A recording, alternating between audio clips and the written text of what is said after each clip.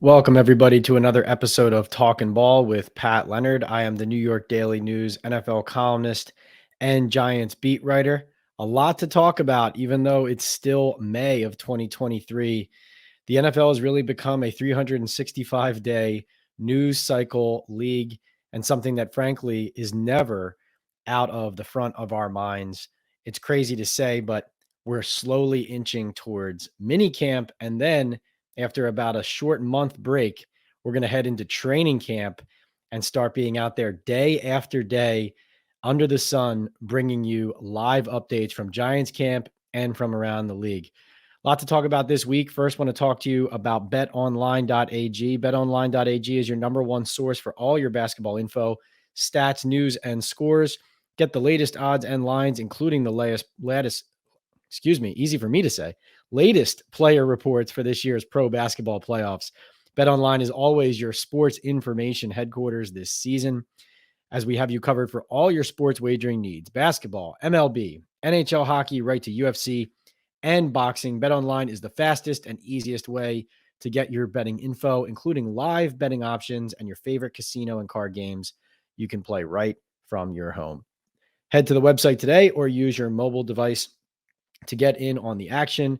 Be sure to use our promo code BELIEVE. That's BLEAV to receive your 50% welcome bonus on your first deposit. Bet online, where the game starts. Also want to talk to you about Estate 98. Hola, amigos. Pat Leonard from the New York Daily News. And if you're a coffee lover like me, you're going to love Estate 98. This ultra concentrated coffee from El Salvador, which dates back to 1798, is the most convenient premium cafe I've ever had. Takes me 3 seconds to make an iced coffee, which is perfect for my busy podcasting schedule on Talkin' Ball. I can take it with me on the go, make it anywhere. And with its rich smell and notes of milk chocolate and tangerine, this Essentia Day Cafe has replaced my old coffee runs. Go to Estate 98 Coffee on Instagram, order and enjoy. Salud. Actually drinking it right now. All right. Something I had to get off my chest all week. I'm recording this a little bit later in the week. Might have even been even more fiery if I had done it spur of the moment live right after this rule passed. But I think I'm still furious enough to give you my unabashed take on the NFL owners passing the Thursday night football flexing rule. Now, when John Mara came out at the owners' meetings in March in Arizona, I was standing right there in front of him as he blasted Roger Goodell and the rest of the owners for even considering flexing Thursday night football late in the regular season. That day in March, the owners passed a rule that allowed the league to schedule teams for 2 Thursday night games in a single season instead of 1. Now, already you're talking about player safety concerns, and John Mara had that concern as well. That passed, and his concern in Arizona in March was the flexing rule had nearly passed, and he envisioned that it probably was going to in May. Now, that's exactly what happened. Now, back in March, they said it was going to be 15 days out they could flex a game. They pushed it to 28 days. But what does that matter? How much of a difference does that make? The bottom line here is that Roger Goodell and the NFL owners, and not everybody voted yes for this. There were some nays. There just weren't enough of them. This is all about the bottom line, the almighty dollar. Paying ticket holders be damned.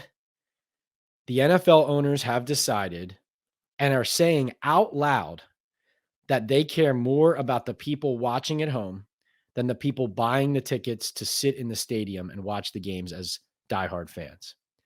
Jerry Jones told reporters in Minneapolis after this rule passed recently that while he agreed this was a fan issue for fans at the stadiums, while flexing a game could affect people's travel plans and affect whether they can even use the tickets that they spent all that money for and that they planned their life around that week. He said, listen, the reality is that only 7% of our fans have ever seen a game in the stadium. That is as loud and clear as one of the NFL's owners and leaders can say, buy our tickets, but you're not our priority. It's really disgusting. And they say it's on a 1-year trial basis. They can flex up to 2 games between week 13 and 17. So they have the right to flex 2 games maximum this season between weeks 13 and 17 with 28 days notice. The crazy thing about it, though, is even 28 days out, how do you know the game you're flexing into 28 days out is going to be as relevant and big and good of a game as you think it's going to be when it gets there a month later? You can't even guarantee that there. And obviously, the primary concern here is twofold. One, there's the player safety element, and two, there's the ticket holder element. John Mara said something in March that stuck with me. Part of the reason he was frustrated was not just because he thought it was, in his words, abusive for fans, but also because the NFL and its owners and Commissioner Goodell had bypassed the Player Health and Safety Committee and the NFL Executive Council in order to push this to a vote in the first place. It's one thing for the league to push rules that don't make any sense, which we'll get to, that go through these committees. It's another thing to bypass the committees, which obviously implicates that or intimates that they feel like it wouldn't have passed if it did. You get to the point now where you could have a family of 4 either traveling to a stadium or buying tickets to a stadium that's a half hour to 45 minutes away in your hometown, planning a night or planning a weekend around, let's say, taking your kids to a Sunday afternoon game, finding out a month earlier that you cannot take those kids to that game unless you're willing to take them to a Thursday evening post 8 p.m. start game leading into a school day on a Friday. Just one example of what the NFL just announced to you they do not care about as much as they care about the almighty dollar and about making Amazon happy. As I wrote in the Daily News, why did Jeff Bezos need to buy the Washington Commanders when he already owns the NFL? Amazon whines about a negative schedule that they get, a bad schedule that they get, weak games that they felt like they had in the 2022 season. But as John Mara said, we should just pick better games. Why are we flexing now games into Thursday night football and creating new issues, new unintended consequences, or frankly, consequences we can easily foresee that the league simply just doesn't care about?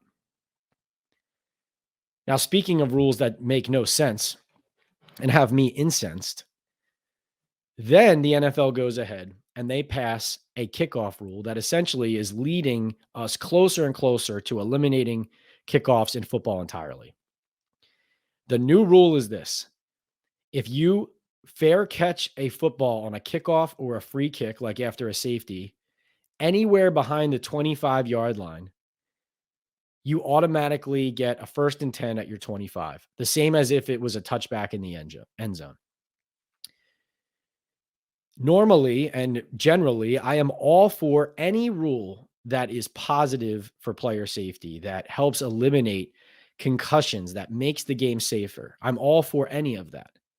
The problem I have with this rule is that I talked to so many coaches and players who did a ton of research on this rule change when it was proposed between March and May before it was voted on finally.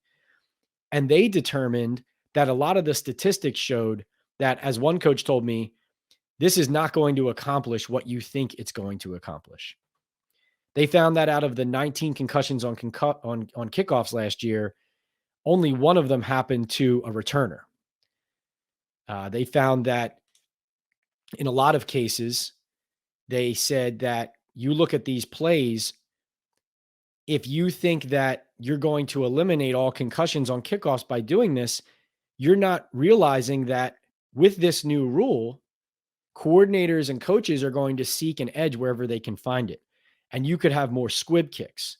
You could have more angled kicks that are bouncing end over end and twisting and creating chaotic returns and collisions that are unfamiliar. You're possibly shortening the field on those collisions, where now the coverage team is not able to decelerate as they approach the ball on these kickoff coverage plays. and it's leading to higher speed collisions and the same amount, if not more, of these injuries. And really, too, players felt like several years ago in 2018, when some rules were changed on the kickoff as far as where personnel could line up, when those rules were made to make it safer, it was kind of a warning shot to the players and to coaches, like, make this play safer or more could be coming. And they felt like that's exactly what happened is they took matters into their own hands. They held themselves accountable. And yet in recent years, concussions have gone, I think it was from 10 to 12 to 19 in the last 3 years. But another element is this: the coaches and players feel like a couple things. Number one, when the NFL doctors told them they had data that showed that this rule had worked in college football, and that was a reason they wanted to try it in the NFL, they said, well, what data are you basing that on? And the doctors said that they had one season's worth of data from the Pacific 12, the Pac 12 conference to show for it. College football, A, is not the same game as the NFL, and B, does not generally keep thorough, if any, records on these types of concussion data, evaluations, et cetera, that are kept now in the NFL. And basing it on one season's worth in the Pac 12, you might as well go and base it on a baseball league somewhere. I mean, it's not even close to the same sport. Of course, there is a self-preservation element, you would think and imagine.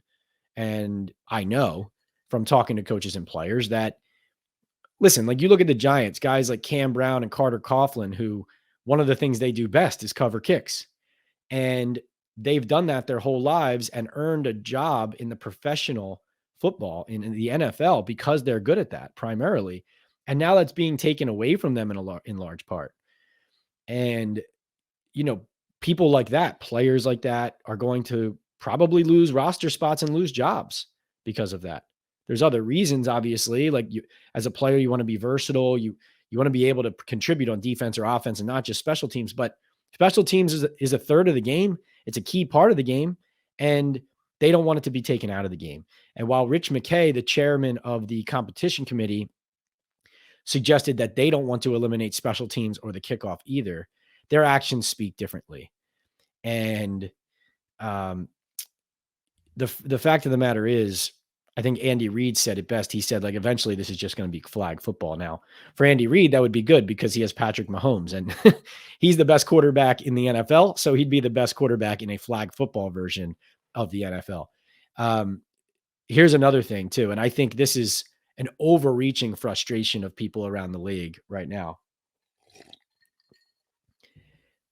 The Tua Tagovailoa the mishandling of his concussion, that created a blowback. The NFL, regardless of what they say publicly, the fact of the matter is they started pulling more people from games over concussions, evaluating more people for concussions.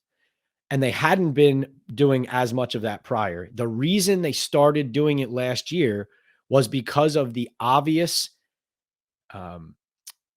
frightening nature of their lack of protocol followed on the Tua concussion against the Buffalo Bills, on how Tua Tagovailoa comes back and plays and stays in the game, and on how he ends up with a career-threatening level of concussion concerns to the point where during the offseason, Tua Tagovailoa is considering retiring. So the coaches and players also feel that those 19 concussions that are reported and the rise or the spike from 12 to 19 is also attributable to the fact that the NFL started taking concussions more seriously last season. And I think it is impossible to look at a set of data or statistics on concussions from the NFL and NFLPA on these issues and not consider that very real thing that happened last year with the league and teams trying to cover their own butts because of what happened with Tua Tagovailoa. This rule changes the game. It could change strategy. It could lead to, I saw Josh McDaniels, the Raiders coach, saying it could lead to something like, changes in how teams either accept or don't accept penalties enforced on the kickoff on plays prior to it at the end of scoring drives. You could accept the penalty. And, you could lead to either one of two ways. You could end up shortening the field, and then a team might actually be more interested in trying an onside kick. Let's say it's enforced and you're kicking off from the 45 or your own 40. You might be more prone to try an onside kick because you're already not going to kick it over top behind the 25 because somebody could fair catch it there and get it at their own 25. So if you end up getting penalties out to the 45 or 50, why not just try an onside kick anyway? Or you could pooch it straight up into the air and create a violent, high speed collision for the football at the point of attack on the kickoff. The bottom line is this: these coaches, they went down to NFL films. They met together. There were guys like Bill Belichick, Dan Campbell, Sean Payton, John Harbaugh getting together, talking about this, putting their support behind special teams coaches, behind players, going to owners and pleading with the owners. You have to reconsider. This is not going to do what you think it's going to do. And actually, Roger Goodell ended up postponing the vote on this rule change from Monday to Tuesday at the owners' meetings because he didn't have the votes to get it done. Some owners spoke up, stood up and spoke out against it. And Goodell ended up whipping up the votes and then getting it done on Tuesday. And so part of the nauseating politics, I'll leave you with this on this issue. Part of the nauseating politics of the NFL is this: players were so incensed and had gathered. It was basically one player for every team and some special teams leaders on conference calls together. And they eventually agreed, we need to make a statement, a public statement about this. And I am informed by sources very well and accurately that these players were discouraged by some principles. I'll just leave it to your imagination, but there were owners and the commissioner and the NFLPA and people involved in these conversations. Players were discouraged from and convinced away from otherwise doing so. They were discouraged from releasing a statement that would have really put the full force of the players group behind detesting the result of this rule. So I thought it was pretty shady and backhanded and kind of ugly that behind the scenes we saw players with one intent of what to do, and that there were people behind the scenes discouraging them from doing so because of the politics going on behind the scenes between the PA and the ownership and the commissioner. Now, moving on to football. Is this same old Jets or what? Aaron Rodgers with a calf strain on the first open day of OTAs. Can you make this up? You can't make this up. The Giants are already ahead of the Jets offseason just because their starting quarterback didn't pull his calf stretching before practice. And listen, I'm not mocking Aaron Rodgers. I actually popped my calf recently playing basketball. I know exactly what it feels like. It's not pleasant. And unfortunately, when you hurt your calf, all they tell you is to rest it. It's like, hey, great. That's the last thing I want to do. I want to go out and play my sport again. I want to run. I want to jump. I want to work out. I want to play football. In Aaron Rodgers' case, I want to work with my receivers. How frustrating is that? And this is something we're going to talk about in the coming weeks. We don't have a guest this week. I have enough to say and so much to say on so many of these issues this week. I wanted to keep it solo, but we are continuing to build out our guest list, not only for the offseason, but into the 2023 season. I think you guys are going to be excited and ecstatic about what we have to bring here on Talking Ball. So I appreciate you listening to me for now. But, Aaron Rodgers, one of the most important things for Rodgers is to acclimate himself, get comfortable with, and develop some chemistry with the people he is playing with. That's important for any quarterback, but Rodgers really likes to have control at the line of scrimmage. He is one of the few quarterbacks who, if you're a coach, you want to give that control to him at the line of scrimmage because he knows exactly what to do with it. Very little surprises him. The important thing, though, is that the receivers have to know what he's adjusting to. What is he switching to? What are his signals? What is his preferred mode of communication? And it's a lot of that kind of backyard football type stuff. Not saying it's not advanced, just it's a lot of stuff that's involved in playing with someone for a good amount of time. And if the Jets think they're going to have a great season, and they surely intend to, with the defense coming back from last year, with some of their additions with Rodgers at the head, and Robert Saleh already put out there, he feels like they're one of the 6 to 8 teams that can get it done this year. You can't have a large part of the offseason where Aaron Rodgers isn't healthy enough to be out there playing real football and throwing real routes with his guys day in and day out. For Rodgers, what is it, 4-time MVP, a guy who is so talented that if he's on the field, he instantly makes your team better. That's all well and good. But the Jets are in the AFC East. This is not the NFC North where the Jets with this kind of roster, you take Aaron Rodgers, like last year's Green Bay Packers, you put this Jets defense on that Packers team last year, you're strutting into the playoffs with 12 wins or 13 wins or whatever it is. You look at this team, you look at a team like this Jets team where, yes, you have the defense, but you don't have Rodgers clicking right from the jump. And better yet, there are health concerns with Aaron Rodgers, who's already up there in age. You're going against the Bills.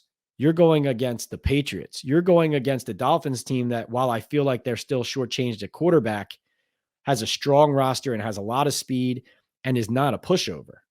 And so you're not in a division where you're definitely going to finish second anyway because you have the talent and you have Aaron Rodgers. You're in a division where you could finish fourth if Aaron Rodgers misses 5 or 6 games.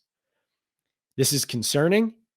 And as much as it might mean nothing down the road, and we all hope it does because it would be fun to watch Aaron Rodgers on a new team play a full season, take the Jets to the playoffs. This is something that can't be ignored and is an even bigger issue than I even think it's being made out to be. The fact that Aaron Rodgers so early is now dealing with this calf issue, and better yet, that the offseason program right now is not starting with as much consistent on-field full health work as you would like to when you're the Jets trying to put everything together so quickly and make an immediate run. 2 quick football points, and then we'll get you out of here for Memorial Day weekend. Happy Memorial Day weekend, everybody. Tom Brady is now a minority owner and stakeholder of the Las Vegas Raiders. I'm not telling you he's coming back, but I will say this. A rule was passed this week by owners that NFL teams can have an emergency quarterback available, a third emergency quarterback available in the stadium in case both quarterbacks who are dressed for the game on the official roster get hurt. And secondly, because Brady is a minority owner of the Raiders now, the only team he can play for now if he comes back, as he's currently a stakeholder, is the Raiders. Add to that Jimmy Garoppolo, we find out now, had foot surgery after he signed with the Las Vegas Raiders. I'm not a conspiracy theorist, but I do put information together and connect the dots when they're put in front of me. I know family's very important to Brady right now. I know he doesn't need to play football at all. I know that he has proven everything. He has nothing left to prove. And I also know that the Raiders are not exactly a roster that you look at and you say, hey, you put a quarterback on this roster and they're going to be great. I mean, they're in the AFC West, right? Patrick Mahomes, a Russell Wilson-led Denver Broncos team that I think is going to be pretty good, actually, with Sean Payton coaching it. Or not certainly not a bad team. I feel like you look at this division, even the Chargers, who perennially underperform compared to the expectations preseason every year, but certainly not a pushover with one of the better quarterbacks in the league as well. I'm just saying, if at some point it doesn't occur to Tom Brady or to somebody affiliated with the Raiders that's not at least a possibility that he could end up coming back and wearing the silver and black, especially when we know there was already a dalliance between Brady and the Raiders a couple years ago when he ended up going to the Buccaneers. Man, oh man, I'm just saying, is it going to happen? I'm not saying it's going to. Is it likely it's going to happen? I'm not saying that. Is there a 1% chance? I think it's impossible to say there isn't. Lastly, Giants update. Nothing new on Saquon Barkley, but I will say this. Darren Waller looks every bit 6'6" and imposing number one passing receiving target for Daniel Jones that the Giants acquired him to be. I was at their first OTA open practice. It was their third overall this week. Waller looks like, if you ever play pickup basketball, he looks like the first pick in a pickup basketball game when you pick teams. You just see the guy walk out in the court. You're like, yeah, I'll take him. I mean, I would be surprised if Daniel Jones doesn't force the ball to Darren Waller, um, you know, during the 2023 season. Jones honestly even sounded legitimately excited to have him. Like, he stood there and talked to us and said, sometimes you see a guy listed on a roster at 6'6", but he's really only 6'4", 6'5". He goes, this guy's really 6'6". He can fly. He's got some weight to him. He can run every route. And, it's only 7-on-7. The defensive backs really aren't able to play the ball. So, the jump balls that Waller caught from Jones were passes that, could have been batted down, or one maybe even picked off, and that kind of thing based on a real defense plan. But they're just trying to get that chemistry going and flowing. And Waller looks really good. We all know, but this is nothing new to say. Everybody knows he's a good player if he's healthy. He's 30 years old, so he's not a spring chicken anymore as far as NFL years go. But you can easily tell that if he's on the field for the Giants for 15, 16, 17 regular season games, you can see why there should be some excitement about this offense taking the next step. Assuming, obviously, Saquon Barkley is in the fold, which I do think he will be. My personal opinion is they get a deal done, because the best version of the Giants does not include Saquon Barkley holding out and not being on the field. And I think they know they need their best version of themselves this season, because they put a lot of eggs in that basket. And I think they'll find a way to get it done prior to that mid-July deadline, though I will have much more on Saquon in the coming weeks. Probably do a special episode on that coming up in the next week, 2 or 3, leading into that kind of June to July break. But the other noteworthy part I would say about the Giants that I noticed on the field is that the high draft picks aren't necessarily being handed anything or slotted anywhere prominent right away. Now, Deonte Banks, the first round pick, the corner out of Maryland, just graduated the other day from college. Congratulations to him. So he missed a day or two right to start. And so I think part of that also is kind of acclimating him. You're not just bringing him back off of that quick road trip down south and kind of throwing him into the fire. He's learning and still learning the verbiage and the system. And I think they like him watching a little bit and then playing with the backups, as opposed to just throwing him in as a number one corner. They had Amani Aruwariye, I think is how you say his name, with the Lions. Sorry, Amani, if I mispronounce that, I'll get it right. He was lined up across field from Adoree Jackson at outside corner. That was interesting.